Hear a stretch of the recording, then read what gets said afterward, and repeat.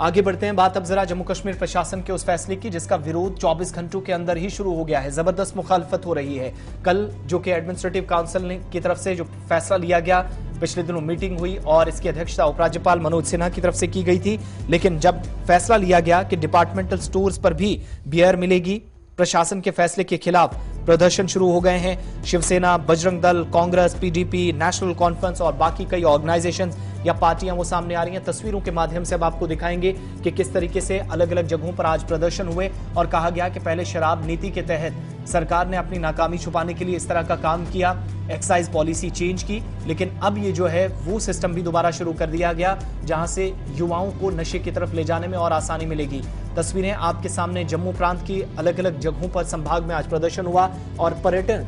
जो क्षेत्र है वहां पर कारोबारी आसानी से इसकी बिक्री ये जरूर कर सकेंगे सरकार के इस फैसले के बाद। लेकिन डिपार्टमेंटल स्टोर्स पर अगर आप इस तरीके से दुकानें खोलते हैं तो लोग ये मानते हैं या राजनीतिक दल ये मानते हैं कि ये नाकाम पॉलिसी इसलिए है क्योंकि युवाओं को इस समय रोजगार की जरूरत है, उन्हें सही रास्ता दिखाने की जरूरत है, लेकिन वो बहक जाएंगे और वो उस रास्ते पर जा रहे हैं जहां पर तबाही, बर्बादी या फिर भविष्य बर्बाद होने के अलावा कोई भी दूसरा ऑप्शन नहीं बचता।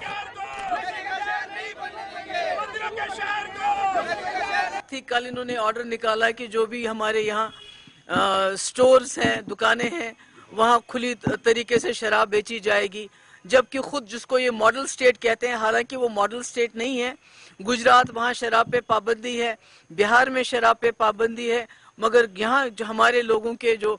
मुसलमान हैं उनके सेंटिमेंट्स को हर्ट करने के लिए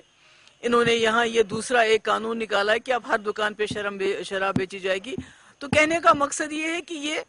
किसी न किसी तरीके से लोगों के मुखालिफ, खासकर यहाँ जो मुसलमान हैं उनके सेंटिमेंट्स। आए दिन हमारे जम्मू कश्मीर में नए नए एक्सपेरिमेंट किए जाते हैं और पिछले 2 सालों में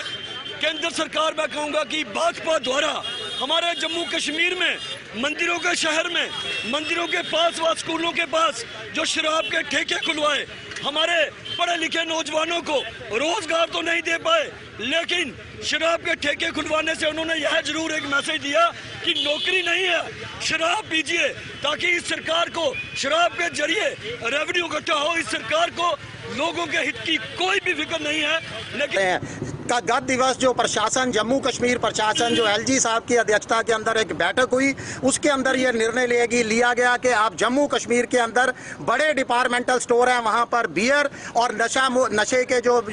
अल्कोहल युक्त पेय पदार्थ हैं वो भी यहां पर जो है उपलब्ध करवाए जाएंगे, जिसके खिलाफ आज हम यहां पर सड़कों पर हैं और प्रदर्शन कर रहे हैं। देखिए, एक तरफ जम्मू कश्मीर के अंदर लगातार नशा मुक्ति अभियान छेड़े जा रहे हैं, प्रशासन भी बड़े जोर शोर से इस तरह के अभियान चला रहा है, मगर दूसरी तरफ वही जो अल्कोहल युक्त पेय पदार्थ है उनको जो है लीगली बनाया जा रहा है, उनको कानूनी तौर पर आम प्रोविजनल स्टोर के अंदर भी उसकी उपलब्धता करवाई जा रही है, जिसको लेकर शिवसेना कड़े शब्दों के अंदर इसका विरोध करती है। पहले यहाँ पर शराब की बेशुमार दुकानें खोली गई, उसके बाद हर रेस्तरां के अंदर हुक्का परोसा जा रहा है, उसके ऊपर भी आप दुर्भाग्यपूर्ण है कि डिपार्टमेंटल स्टोर को बियर रखने की भी जो है बड़े बड़े डिपार्टमेंटल स्टोर को इजाजत दी जा रही है। एक ऑर्डर जो है वो दिखाया जा रहा है जिसके अंदर